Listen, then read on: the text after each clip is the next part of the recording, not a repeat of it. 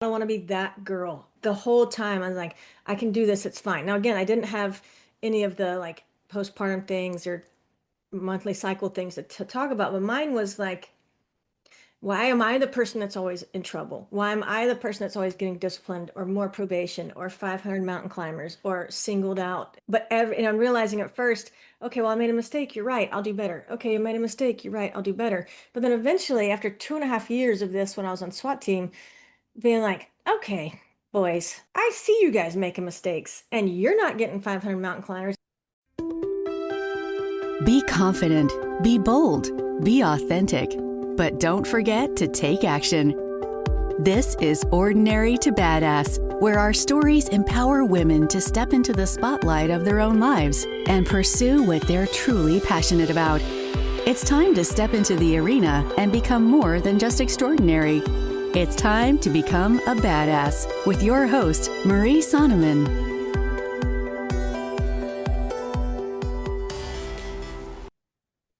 Welcome back to the Ordinary to Badass podcast, the podcast where women in predominantly male industries learn to rise, lead, and own their power without apology. I'm your host, Marie Sonneman. Today's guest spent years undercover in narcotics and was the only woman on her SWAT team. That was before she ever picked up a law degree. She left law enforcement, went to law school, and spent years grinding through civil litigation in a law firm. And then she walked away from that too, to build something that didn't exist yet. It was a law firm built entirely around something that she wished she had when she still had the badge, when she was still in law enforcement. She now represents firefighters, law enforcement, dispatchers, corrections officers, and EMTs. She's fighting the exact battles that she once fought alone, and what she was once completely unprepared for. Her firm is called Lady Law Shield. Please help me welcome Bridget Truxillo. Okay, before we get into the episode though, I gotta tell you, what felt ordinary and what felt badass. Let's hit it. So, what felt ordinary? In the community, so many of you are telling me the same thing. I just need more confidence. And you know what? I know that feeling well. Here's the thing. Nobody ever feels ready. You don't just get to skip the line or skip trying to get ready or the experiences that give you the confidence. You only ever feel ready by doing the thing. So it's getting in those reps that helps you feel more confident. Feeling nervous when you're newly promoted, that's common. That's a given. Most people are going to feel that way. So don't beat yourself up for lacking confidence when you're first new at something, when you're learning something. That's going to happen.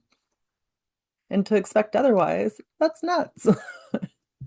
When you don't feel ready, in those times where you feel super nervous or you feel uncomfortable, and when you don't feel ready, look backward, not forward. I think that's the mistake that so many of us make. We just look forward and get so nervous about what's to come. But you're on this earth, you've been here for a long time, you have gone through hard things before. I guarantee it. And you're still here. You're still listening to this podcast. So those hard things that you've done, use those. Use that as your proof. So if you did that, if you got through that hard time, if you got through that divorce, if you got through that loss of a child or loss of a loved one, loss of a parent, you did something hard. You can do this again. If you were nervous before speaking up in a meeting and now you can do that, look, that's proof of your badassery. That's proof that you can do hard things and get through it. So take all of those little things that were so stinking hard, but you got through it, you survived, even if it felt so terrible or you made mistakes along the way, you picked yourself up and you kept on going. So remember the things that you've gotten through in the past. Stop focusing so much on the future. I think the tendency is to focus on the future, but look at the things you've already done in the past and how it's got you to where you are today. And I would also say I once had a boyfriend tell me, because I was like, oh, well, I'm not confident. And he's like, just be confident. That's all you have to do. And I thought the answer was so obnoxious.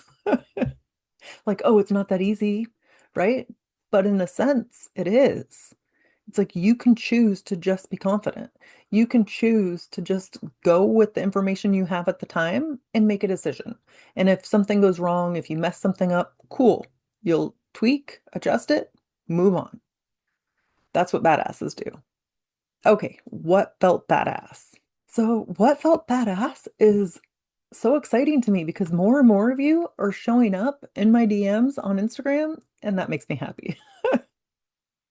I like to hear what's going on for you. If these episodes resonate with you, if any other content I'm putting out resonates with you, if you have any questions, we can't know the answers to everything, right?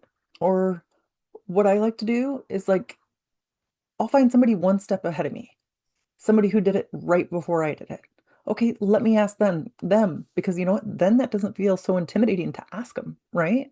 Because they just went through it. So that feeling of the nervousness or the anxiety, that's still fresh in their mind. So ask somebody that's one step ahead of you, or hit me up on Instagram, get in my DMs, and ask me your questions. At Ordinary to Badass is where you can find me, but I really enjoy hearing from you.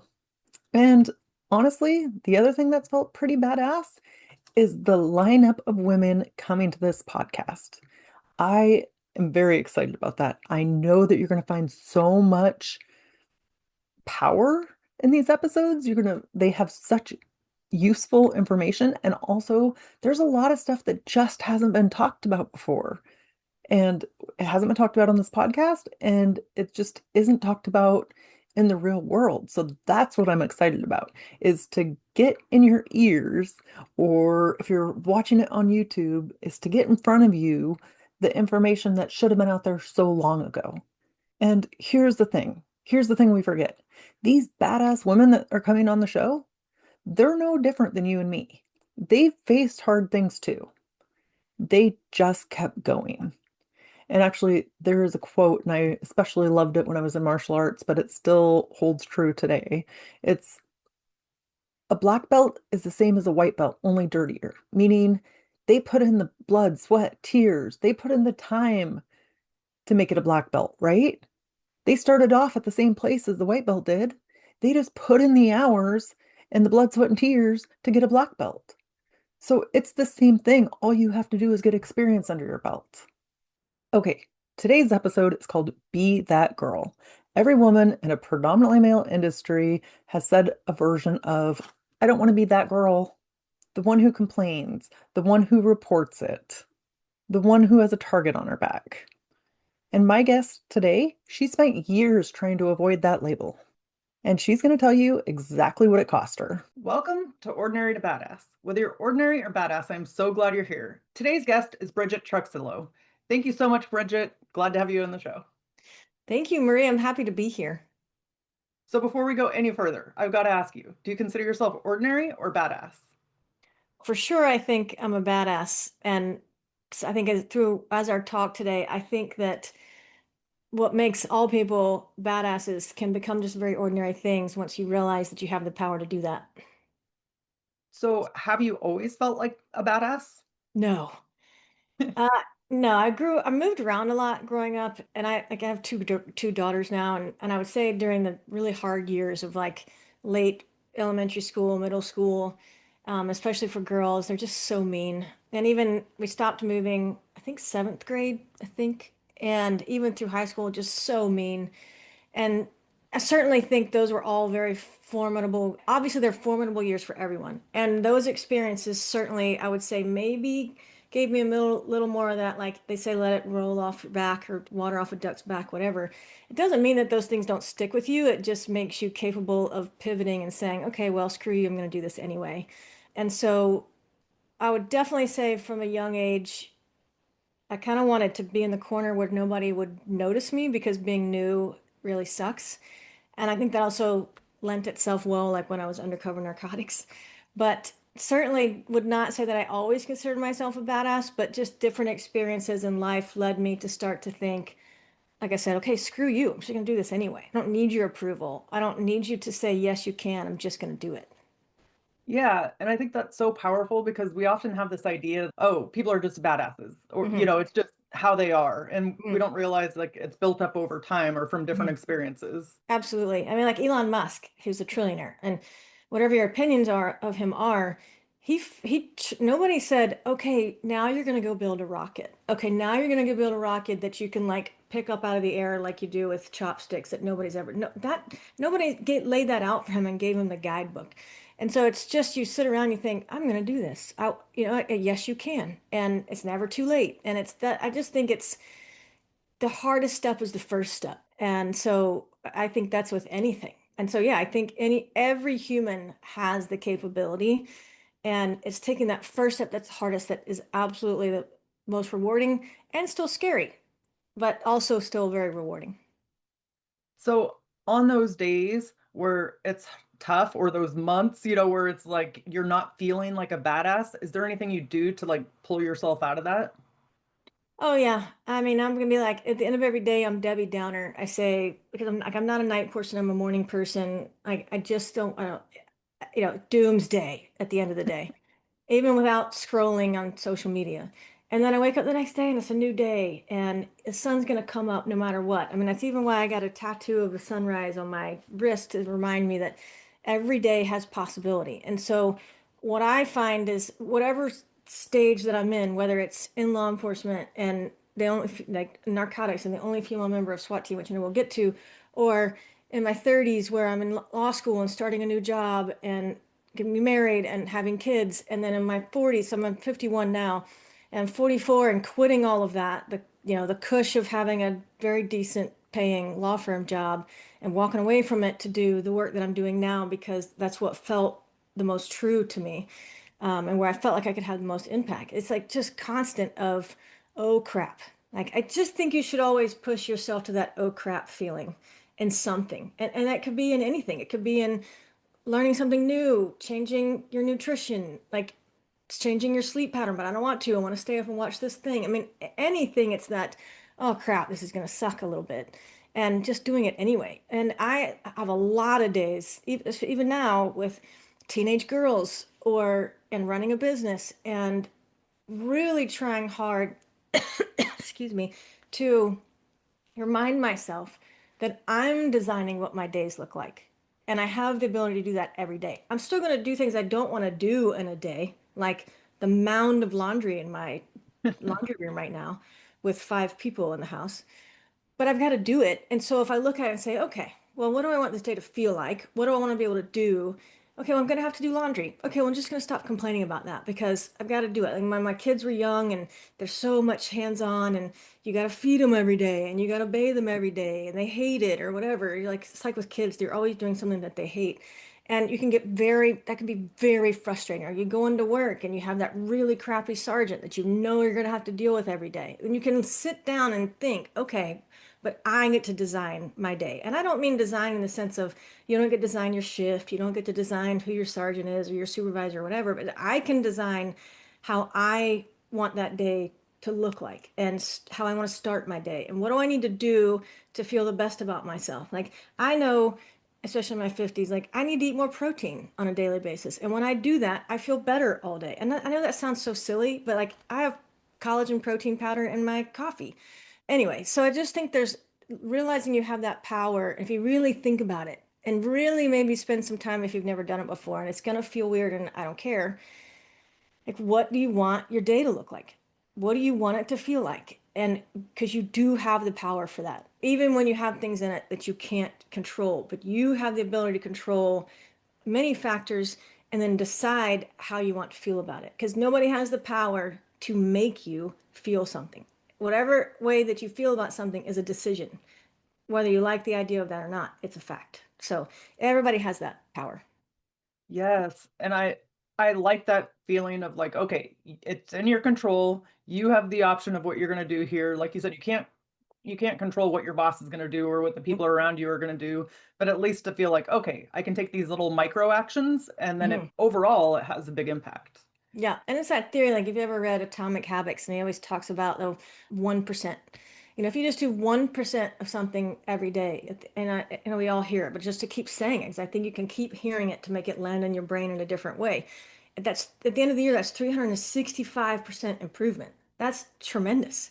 I've studied 7 Habits of Highly Effective People many times in my life, and I think all of those things something that I heard in my 20s, I'll think that's dumb. That doesn't apply to me. And then I'm in my 50s, I'm like, wow, that really applies to me, and just to do it again and do it again and do it again. And again, it's not like you're saying, you know what? I'm going to try out for SWAT tomorrow and I'm going to make it and I'm going to be on the team. Well, no, because maybe you need to up your physical level a bit. Maybe you need to really study that team, who's on the team, what are the dynamics of that team, really understanding what you would be walking into. And I can say, I wish I'd done that part.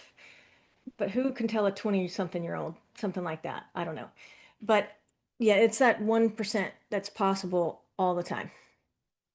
Yes, this is so good. I'm so excited to dive in. But before we get too far, will you introduce yourself? Tell us a little bit about you. Yes, so I'm Bridget Truxillo. I'm an attorney and I started a law firm. It's called Lady Law Shield. And I represent law enforcement and first responders in the problems that they have at work. So intentionally because it's the stuff that I faced at work. It's the reason why I'm not in law enforcement anymore. And also very much why I can definitely relate to anybody in that population. And I certainly include firefighters, dispatch, corrections, EMT in that because ultimately we all are dealing with the same issues in the population and the side effects that come from that, the mental health issues. I created Lady Law Shield to help improve the mental health of first responders. And I do that through the legal help that I provide. So you think, oh, but you're a lawyer, you do lawsuits. Like maybe that's where it ends up. But what I also know is that you need a lot of help and you need answers. You need somebody to listen to you. So I created Lady Law Shield for that because I knew there was a gap in it. I did civil litigation for a very long time. Before that, I went to the University of Florida for college. I graduated with a degree in horticulture. That's a long story of how that happened. But the week after that, I went to the police academy and ended up working for the Alachua County Sheriff's Office in Florida, which University of Florida, Gainesville sits in Alachua County. I have 3 kids, like I said. I have two, they're going to be in high school this year, 2 girls. And then my son is in 4th grade. And I'm married to a boy from New Orleans. So it's a fun life. Okay, I'm just gonna say I feel you. I can't even imagine being in law enforcement in Florida, like just with the vest on and everything. Seems Mm. like it would be so hot. One of the first things I had to figure out was what kind of bra to wear under my vest because obviously you get very sweaty. And of course, we didn't wear, and I don't think like the deputy sheriffs throughout Florida have like a very traditional, I mean, uniform, consistent uniform, the dark green, like that very itchy, not wool, but whatever that fabric is, just not good. So I ended up having like, okay, well, I'll wear a sports bra. Well, it couldn't be any sports bra because it was too tight. And then in case you're wearing it for 12 hours, and then I found the sports bra that worked, and it just so happened to be like the cheapest one, which was great. And then the right type of undershirt, like it was such a thing. And thank goodness I didn't have to figure out like nursing if I during all that. When I left law enforcement, I was single and didn't have kids yet. But that's a big thing is how do you have all that protective equipment on because I want you to wear the vest and then say, oh, but I got to go pump, and then where do you pump? What space is it safe? Is it like, and that's a whole set of legal protections you should probably call me about if you're experiencing it. I didn't have to deal with that, but that's a whole thing of, yeah, but for sure, very hot. I live in Houston, Texas now, and it's even hotter if anybody could believe that. And yeah, it's what goes under the uniform that can be quite tricky when it's that hot. But same for you. I don't even know how you would prepare for being super cold in Yeah. the uniform. Or how do you access all your stuff if you're that bundled up? I wouldn't even know. That's a whole class to train on. I don't know. I know, but it's like I love, love, love that you brought up what kind of bra do Mhm, you wear? Because one thing that irks me is just how little conversations there are about this for mhm, women. It's like mhm, since you're surrounded by mostly men, of course they wouldn't know, but there is things with your uniform that is mhm, unique to you or unique to mhm, women, and mhm. it's just not talked about. Yeah, I mean, even like if you have an adjustable strap sports bra that is okay for you to sweat through, like if you're hot. But then you're sitting back and leaning back all the time. Well, then I couldn't have one that had that little clasp on the back because then I was constantly like, that's why I'm like, nope, this one didn't work. Nope, this one screw like like my regular bras. Like, first of all, they're too expensive. I can't do that sweatiness all the time in those. So, and obviously the bra field has changed a lot since the early 2000s when I was in. But again, some of those really good ones are really expensive. So you don't want to go spend a whole paycheck on a bunch of bras that won't work. But yeah, it is not something that people talk about of what kind of bra do you wear to work? Yeah. And especially, and that's law enforcement, firefighter, and EMT and corrections for sure. Maybe not so much dispatch because you're inside and you can, I don't know, just seems Yeah. different. You're not sweating. But yeah, it's a whole thing. And it's like, what kind of underwear do you wear? Honestly, Yeah. because it's like if you're going and climbing a fence and your jumpsuit rips, you don't Yeah. want stuff hanging Yep. out. And Right. if it's not talked about, you just don't even think about it. I mean, the deep dive of, and there may be some ladies on this call where later in your life your monthly cycle changes and it can significantly change. And it can change to the sense where you gotta, what you wear underneath changes to have protection. And like that whole thing, like what if you really need to go to the bathroom for that? And again, and your sergeant, it's apples and oranges. Like you can have the most supportive sergeant in the world, but they just don't understand that part. Right. And it would be embarrassing to say, "Hey, Sarge, I need to go to the bathroom right now to change some things." Like, what are you going to say? Are you going to say it? How do you say just I never had to deal with that. And I think it would feel totally humiliating.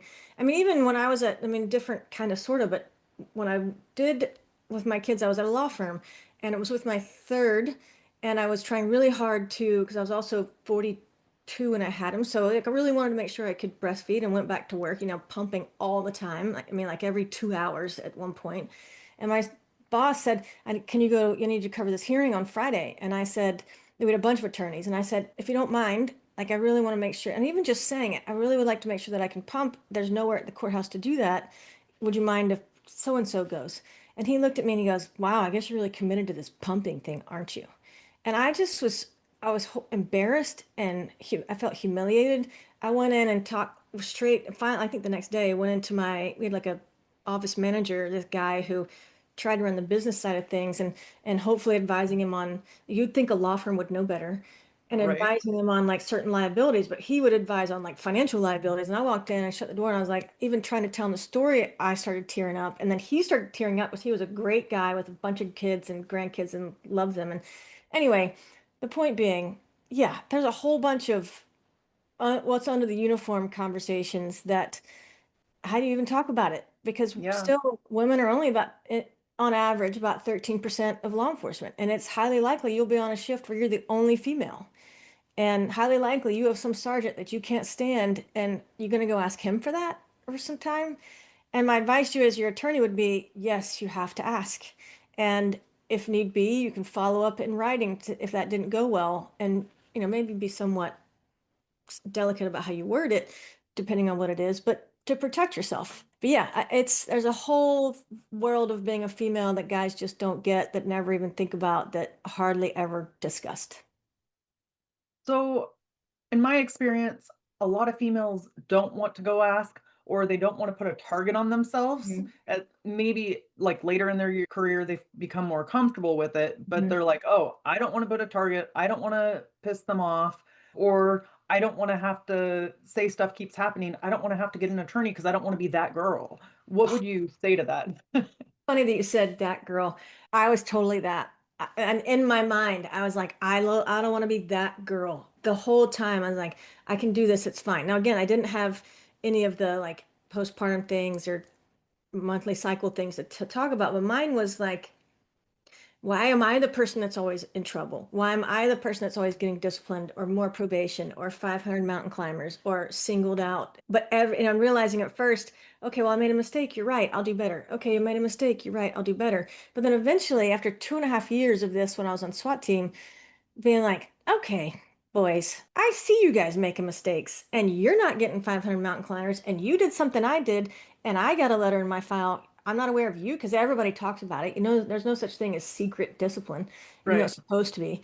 Like, you're not getting in trouble. Why? And so eventually you're like, you know what? Screw you. And what I would say to anybody is, you, for many, many reasons, first and foremost being your own mental health, is you've got to say something. And you can just very polite, with all due respect, and done in a very professional way. If somebody's asking you to do something that is not appropriate, you can say, nope, I'm not. And a lot of times you don't even really have to explain it. If you just need to say, no, sir, no, ma'am, no, thank you, and walk away. And if they need to call you back and discuss it, and then depending on how that goes, maybe you should follow up with an email to say, I just want to recount this thing you asked me. I said, no, here's why. I just wanted to make sure that was clear. Thanks. Let me know if you'd like to discuss. Um, Particularly if it relates to something that's violating one of your federally protected rights. You don't trigger those protections. You don't trigger action on the part of the employer unless and until you say something. Now, because somebody can't say it, they can't say it for you. Certainly within your department, your sergeant has a responsibility to report harassment, discrimination, retaliation. It's in the manual. They're supposed to report it, but they're just not. It's just Hmm. nobody wants to stick their neck out like that. And it's not because they're uncaring. It's just the way the world works. They'll come to you and say, hey, you should say something. My captain called me into his office, the captain of our entire all of patrol, which included narcotics and SWAT and special teams and obviously regular patrol and K9. Everybody called me in. He said, Bridget, is there anything you want to talk about? And at first I thought, oh, great, what do I do now? And then I realized what he was asking me. He was wanting me to report something. And I said, nope, I'm good, because I didn't want to be that girl. And here's why. I wanted them, and I know so many of you are going to relate to this. I wanted them to respect me as an operator, as an investigator. Like, if I just keep doing this, they're going to respect me. If I just keep doing this, someday that SWAT's going to put me on one of these entry teams or let me do something besides the equipment van. Someday it's going to make a difference. It never did. And that doesn't mean you have no value. Those are not equal things. And so you number one, do it for your mental health, because you're thinking someday they'll value me. That's not going to happen. And then eventually you think, oh, well, I have no value. No, that's why you have to say something, because you do have value and your work matters and you need to protect yourself. So not reporting something ultimately can result in your own mental health decline. So screw what anybody else thinks about putting a label on you. And also you think, well, I worked hard to get to SWAT team. I worked hard to get here. I worked hard to get to the top of the next promotion list, and I don't want to get bumped off. I ended up quitting. So I ended up not being on SWAT, not being ready to test for sergeant, all those things. So where did that land me? So at the end of the day, you have to do what's right for you and take care of you. It's no different than if you get hurt on the job, you must report it and get workers' comp help if you need it. Number one, because if you don't report in time, you won't get workers' comp coverage. And number two, because you're going to leave this job someday and you want to be physically able to function in life and enjoy what retirement brings you. It's no different. It will physically and mentally manifest into something if you don't report it. I see it all the time. I talk to people all the time. I talk to people who are contemplating suicide or have attempted suicide because they don't stand up for themselves at work, because they didn't want to rock the boat, because they're afraid they'd get a target on their back. Because I bet you feel like you have a target on your back anyway. But it's Hmm. like you do.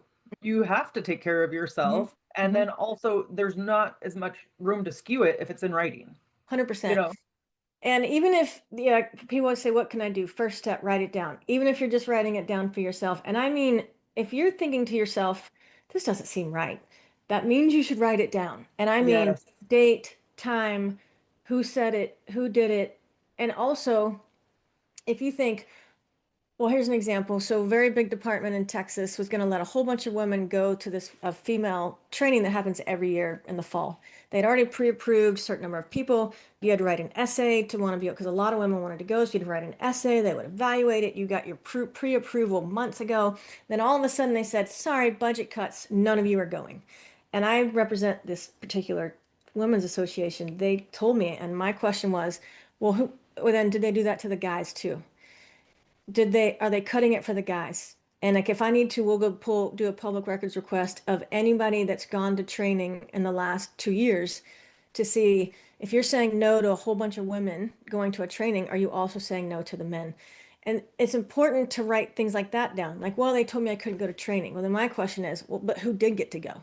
And you're going to Yeah. know that. You're going to know. Or like I had another client where she had this advanced, not like FBI Academy training, but something like it, where it's like a multi-sequence and it really helps set you up for higher promotion later on. And she got to do the first of the three, and then they denied her for the second two, but the guys around her got to go.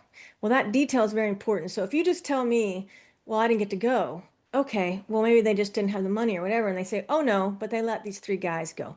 You're going to know that in the moment. You need to write it down. So I Yes. always say, write it down. And then if you're like, oh, you're pulling the rug out from under me now when I thought I was going to get to go to this in 2 months.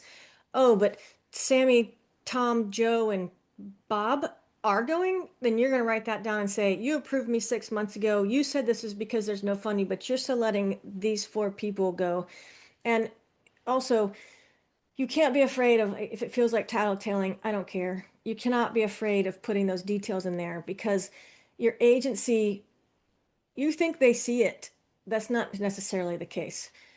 And you want to be able to have as many eyes on the problem. I always say you want it to be a public problem, not a private problem. So if you're putting those details in there and you're going to send it to HR and maybe you send it to somebody like you, there's multiple avenues you can report things. And I encourage you to do it in every avenue because they're like, oh, this looks bad. Oh, I didn't know that. Okay, well, never mind. You can all go. We didn't realize that we were just doing this to women, even though they were doing it to, So my point being, you want to write it down. You've got to write down the details and what I like these comparator facts, which are very important. And once you get to me, so that when you actually decide to finally report something, it's probably been happening to you for a while, and you want to be able to give more than one example because they're not going to care about your one example unless it's really egregious. Like every once in a while, I have some pretty awful explicit statements, and everybody records everything nowadays, and so we had it on recording, which was great.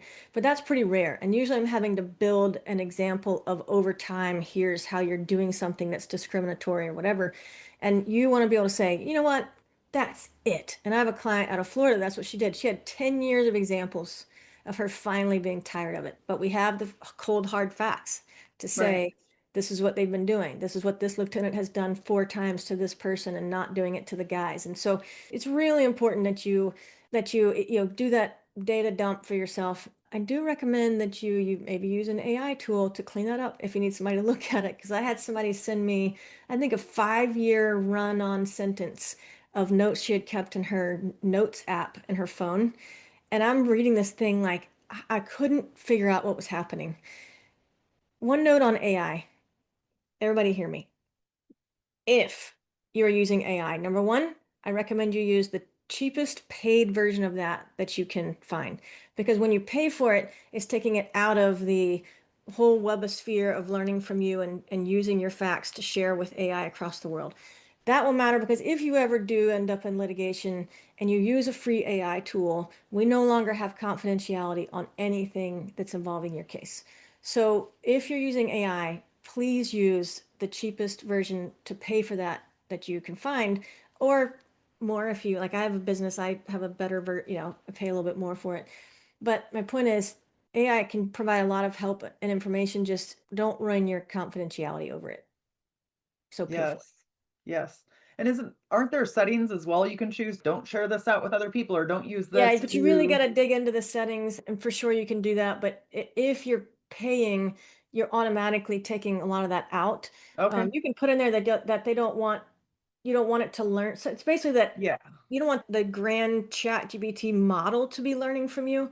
It's going to learn from your conversations and your preferences and what you say. It'll keep learning within your little bubble, but you don't want it learning in China, Yeah. or wherever this crap comes from. Um, Yep.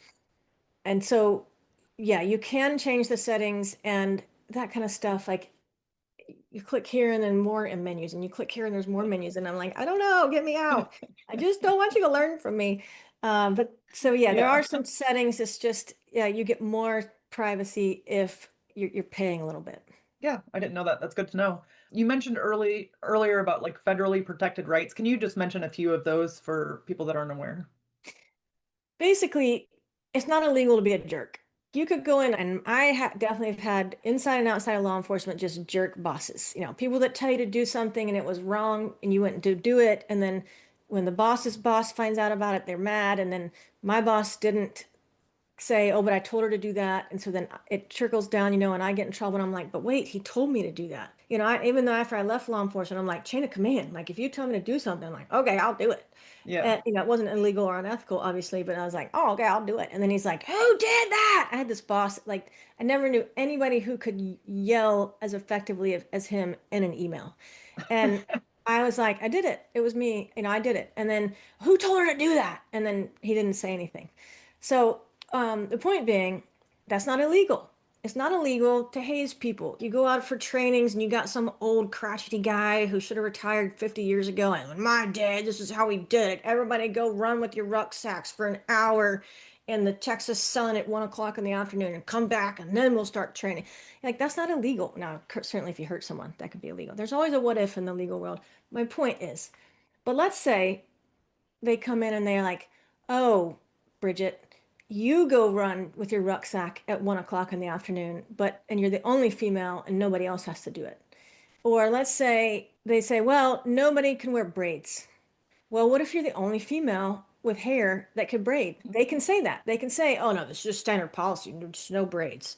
But if you're the only person that applies to, well, hold on a second. So my point I'm getting to is, if it has anything to do with gender, or your sexual preference, or your religion, or if you're injured, or if you're pregnant, any of those things, if you're like, wait, but they're doing this to me, or you're black or you're Hispanic, whatever, you can do something, but you can't do it because of that. Like, I don't want anybody to wear pink. Well, the only people that wear pink are women, or whatever. And a lot of men wear pink nowadays, but you get my point. I will never work with anybody that wears plaid, flannel. I hate it. Okay, well, what if the only people that wear the flannel plaid in your department are white men, or whatever it is? If you can prove that those actions, that you've fallen within a protective class, gender, religion, hurt, pregnant, whatever, and that they're doing it to you because of that protected class, then that's illegal. So you must, and you must explicitly state that. Like, I'm being treated differently. They didn't let me go to training. Well, okay, but we don't have the money to send you to training. All right, then. But what I meant was, they are discriminating against me because I'm a female and I'm the only one that didn't get to go to training. You let those three dudes go. And it could be all different genders. You could be a white guy, a purple guy, and a brown guy. It doesn't matter if you're like, but I'm the only one they said no to was me, and I'm the only female. So you must explicitly state that, because otherwise you're just complaining in their mind. Um, and certainly, so yes, the point is that when does it become illegal? It's when you feel as though, or you have explicit evidence of, oh, age is another one. And the federal standard is if you're over 40, they can't make a decision based upon your age. I'm not going to promote this person because they're too old. Another one is, I'm not going to promote this female because she's a mom and she is going to have to take, she's going to have some childcare issues. So she's not available 24 hours a day, 7 days a week, 365 days a year. Well, some of the people they promoted are dads. So how is that different? Right. Or, you can't be on mounted patrol because your thighs are too big, they said to a black female. And they have pictures on their website of a guy with giant thighs riding a horse. So that's illegal. Yeah. I'm not saying it's easy from after the point of which you report it, but what I say to people all the time, if you're a first responder, you already chose hard, period. So it sucks that this is another way that your job is hard, but it also sucks when you're a cop and people spit at you. So, you know, let's do this Yeah. too. Yeah. And I know, like, early on in my career, I tried to blend in and just Mhm. because you already stand out by the fact that Mhm. you're a female, no matter what, you're already going to stand out. So it doesn't Mhm. really matter what you do, you're Nope. already different than everybody else. So yeah, it's funny. I see more people trying not, or more women trying to not rock the boat and Hmm. just kind of going along with it, even though things are so different for us than they are for men. And Hmm. not all of it is intentional. It's just kind of the way it is. Right? Yeah. Yeah. Uh, I mean, I didn't want to wear makeup at work. I tried to, like, if I had to buy tennis shoes, I didn't want to buy any with pink on it. And I'm like, why can't I find workout shoes that don't have pink? Just give me black or whatever. And I mean, Yeah. I think I did find it. I don't remember, but just all the ways you're like, again, I'm 5'5", almost, not a big person. And so obviously I sound like a female, I look like a female, and I wanted to, like, just stop looking at me, let me just do my job. It's just not possible. You're Yeah. always you're always going to stand out. Always. And again, you can start your day thinking, okay, what do I want my day to look like. And yes, I'm going to go to work with that sergeant who doesn't like me, but I'm going to focus on my job. And if they do something that I'm sick and tired of, I'm going to say, you know what? You can't keep doing that. Mike, I finally, so whether there are consequences to that is irrelevant in my mind, something you can be aware of.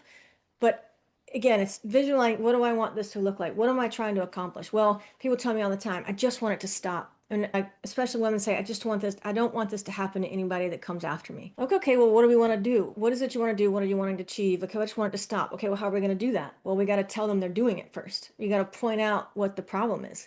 And then say, like, and then whether you're saying, like, I want you to fire the guy or whatever it is, ultimately, you just want those actions.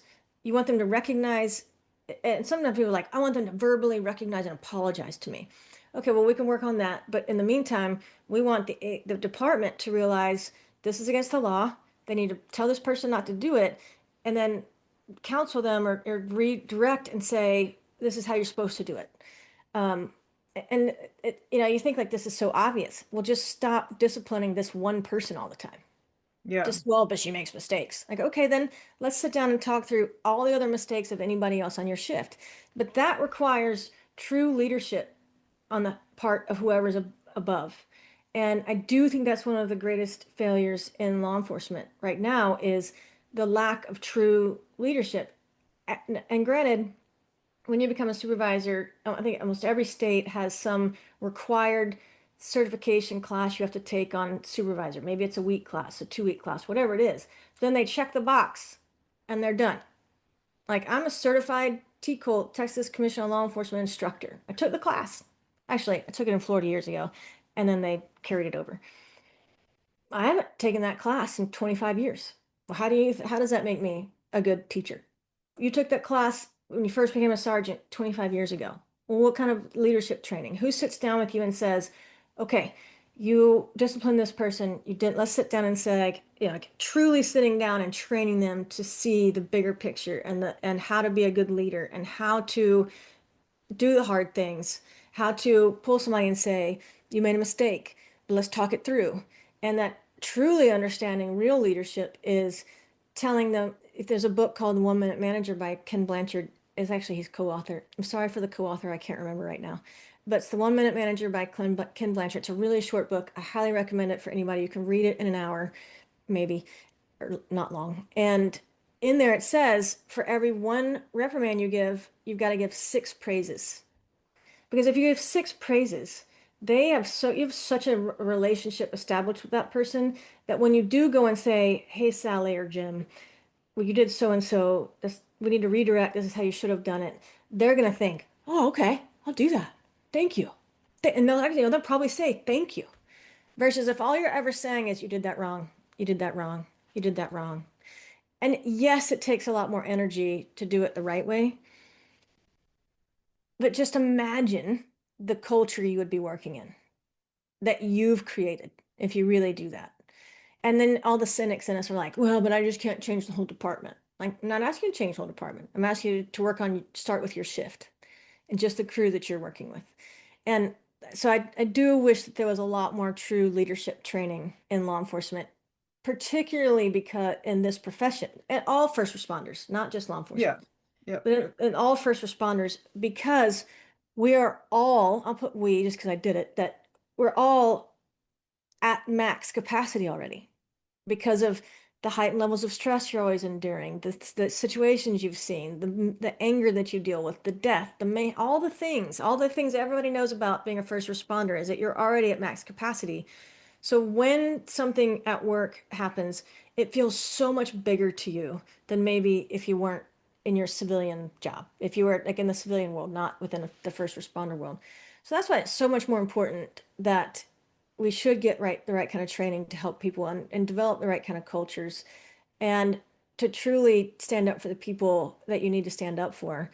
Because there's way too many examples of the negative mental health side effects of not doing it, because Yeah. that's pretty much the not doing that happens all the time. Yeah. So how do you stand up for yourself without derailing your career? Like maybe you do have an idea of promoting, but then you're like, oh, if I speak up here, it might affect me getting promoted later. Well, that it comes back to, but what is the side effect for you by not, for not doing that? And that it's significant. I guarantee you, if there's ladies in their 30s and 40s on this call, you've been in the profession for a long time, you feel beat down. You feel like I'm just going to go to work and sit there. And what's the value in that? It has significantly impact your quality of life. And what if it sets you back a bit? What if it says, okay, well, now you're not going to get the gang unit, but maybe at the end of the day, you get a positive outcome. You get like, okay, well, we fixed this. We reprimanded this guy. Hopefully this won't happen again. And you have your choice now. I have some ladies I was helping out of another department. They, long story short, is that at the end of the day, they said, okay, well, just tell us where you'd like to transfer to and we'll put you there. And then like, well, I didn't earn it. Shut up. Just go take the transfer. Yeah, and especially that particular department, it was really big. And I'm like, and they're like, well, they're gonna be talking about me. No, they won't next week. Like, who cares? Or they're going And to talk yeah, about you anyway. right. They're gonna talk about you anyway. So do what's right by you. Just do it the right way. Like, just Yeah. don't go in there and just start screaming and wanting to burn the building down. That's not gonna work. You really, again, what do you hope to achieve? And that's when people come to me, and one of the big conversations we have is, what do you want me to do for you? Like, at the end of the day, what do you want to happen? And it's not, very rarely about filing a lawsuit or getting a bunch of money. It's, I want it to stop.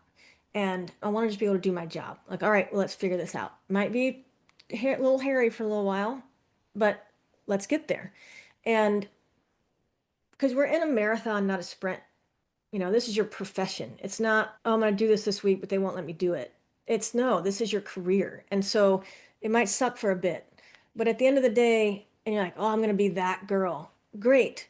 Be that girl for you because I didn't do that for me. And it took me 13 years to get over it. Yes, I Yeah. went to law school and whatever, but for a long time, I hated being a lawyer, hated it. And that significantly impacted everything until I was like, screw this law firm crap. I want to help cops. I know I can help and I know the help they need and I'm just going to go do it. And it has been hard. And it's been one of the most rewarding things. But I'll say, like, when I left the sheriff's office, I thought, fine, this is over. They won't talk about me anymore. They don't care. They don't like me anyway. When I was on SWAT team, we competed in the SWAT competition. I had to beat out some of my own SWAT teammates to make the competition team. Anyway, I think I left, or no, I went back to patrol in like August something. I left in December because I knew I was leaving to go to law school. So in November, I went to the SWAT competition because I wanted to watch, and I had known some because I had been 2 years in a row, so I knew some of the people competing. And I went and I saw one of the guys saw me. I was like, "Hey, heard you got kicked off of narcotics unit because you lied and got some snitch. You got caught." And I'm like, "What?" Like, so it didn't matter anyway. It's like, fine, you guys win. Middle finger to all of you. I'm gonna go back to patrol, and then I'm gonna go to law school because you guys are stupid, and it's not blah blah blah. And then they just were spreading like so. My point being, I can't make it, I can't make the suckiness go away. It's going to exist, but you can control what is sucky about your life.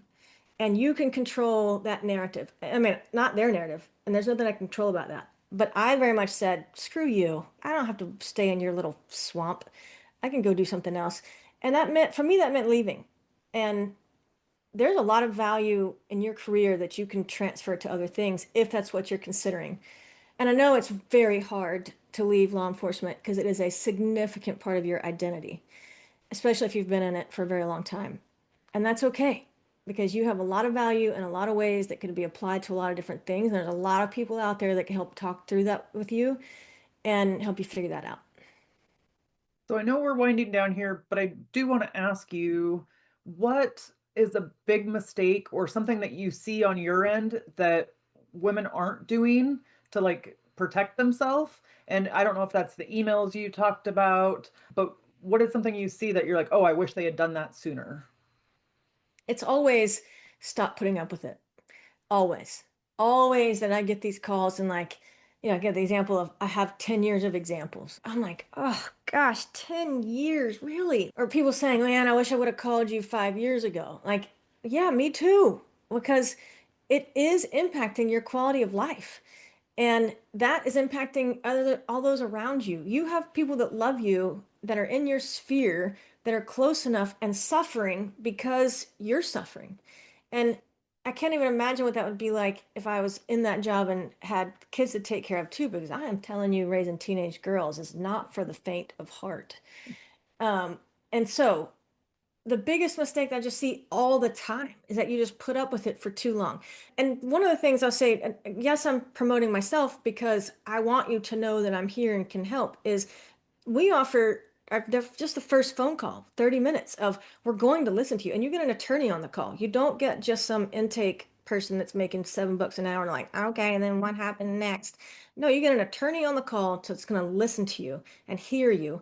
And at the end of it, we're going to say, yes, I think that's illegal. And yes, I think you should do something about it. And it actually gives me the chills to say it because I would have given anything for that 30-minute phone call.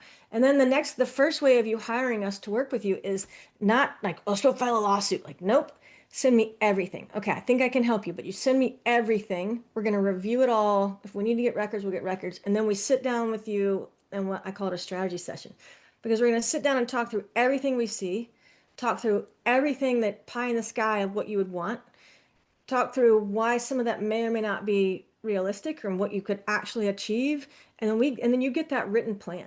That to me, again, I would have given anything to have that when I was in law enforcement. So the biggest mistake that you can make is to do nothing and to think that it'll just stop. Yeah. Why would they stop if nobody's telling them that they need to stop? Like everybody knows about it. Yes, everybody may know about it. But until you officially say, this is wrong, this is what they're doing, and you got to stop, they're not required to do anything about it. And so you say you have that power. It's not a special power. I don't have anything in me that you don't have. You're capable of it just as much as I am. And sometimes you just need a little extra help and support to recognize that's there. But that's what I'm saying.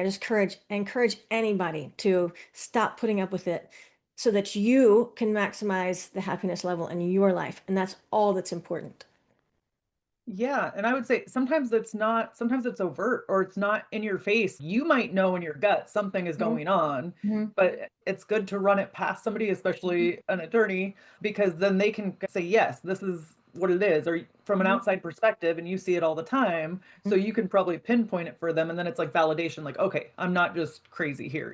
This is Yeah. actually a thing, and this is a step I can take. Yeah. And that's what I say. Like when you call us because you're getting attorney's time, the call's not free. It's $250, but you're getting an attorney who's listening to you to be able to say, yes, there's something here. And yes, that feeling you've been having all this time is right.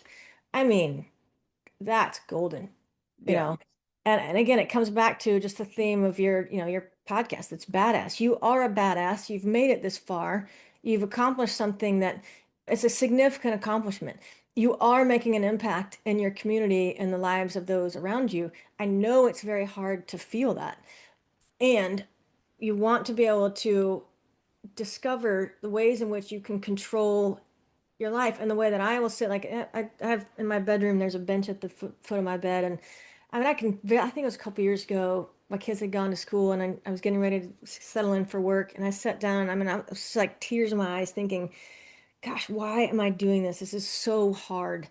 And certainly days of driving to the sheriff's office and on the way to work, just wanting to throw up, thinking, just please let them leave me alone because I can't keep doing this. It's so hard. And to be able to sit and say, okay, what do I want to do? And now I have again, it's easy for me to say. You're never at the point, like, whatever I'm saying, you're like, well, it's easy for you. No, it's not. No, it's not. To sit down and say, but what do I want this to look like? And then back up from there. It's the 7 habits of highly effective people. Begin with the end in mind. And we're like, oh, there she goes again. But it's true. And what I mean is just today. Just start with today. If you're going into work thinking, oh my gosh, just can't take this anymore, then begin with the end in mind. What do you need to do to make today feel better? And is it going to be finally sending that email that's in your drafts of saying, I can't put up with your crap anymore. Here's what's been going on. And see what happens. So good. Let's end with a tip to encourage women who are in the arena fighting for the life that they want. I'm just going to keep saying it. Just spend 5 minutes. So summer of 2020, when I was leaving the law firm world, the world was shut down. I had 3 kids. I was, who just finished like, how do I become a teacher too? And at a therapist and trying to figure out, well, I need to make some money and I want to be an attorney, but I don't know what that looks like for cop. How do I be a cop for help them and still be an attorney and all this? And my therapist said, just what if you just like every day set a reminder for yourself to go write something down for 5 minutes? And I did at 4 o'clock for 5 minutes. And I still have this legal notebook behind me at the bottom of that little shelf thing.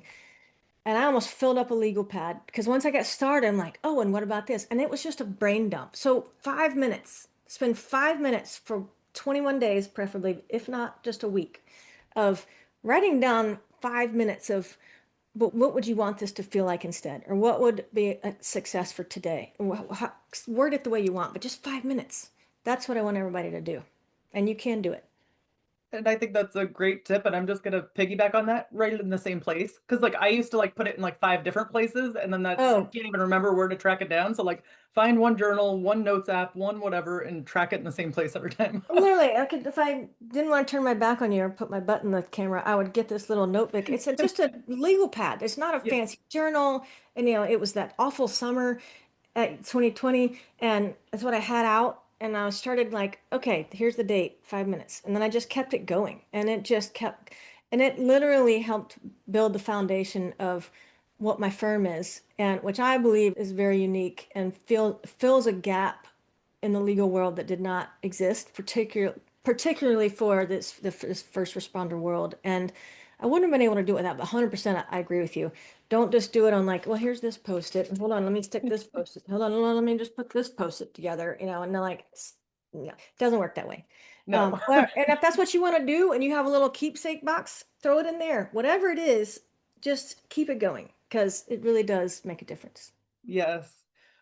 Bridget, how can we connect with you? My website is all things Lady Law Shield, ladylawshield.com. If you need to book a call with us, that's where you do it. Sign up for my newsletter. I give tips like this, leadership tips, legal tips, wellness tips, just once a month. It's short. But if you like your social media info, the links for social media are on there. But that's the one-stop shop, ladylawshield.com. Thank you so much, Bridget. You've been a total badass, and I've enjoyed hearing your story. Thank you. And with that, we'll end our show. To all the badass women out there staying in the arena, wherever you are, whatever you're doing, own it and get after it. Okay, here's one thing that I want you to take from this episode today. The moment you're worried about becoming that girl is usually the exact moment that you already know something is wrong. Staying quiet doesn't protect you. It just moves the cost down the road and you end up paying it with interest. You don't have to burn anything down. You just have to protect yourself.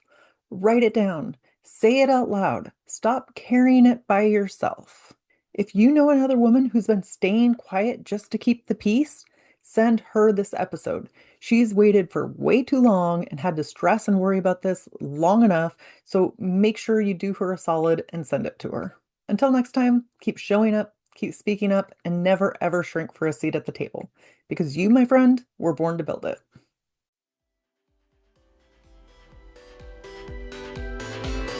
Now that you've listened to this episode of Ordinary to Badass, we want to hear from you. Go to our website, ordinarytobadass.com/podcast, and submit your own experience on how you took your life from ordinary to badass and get the chance to be on a future Spotlight episode of the show. That's ordinarytobadass.com/podcast. While you're waiting for the next episode of the show, wipe off the sweat, dust off the dirt, and get back in the arena.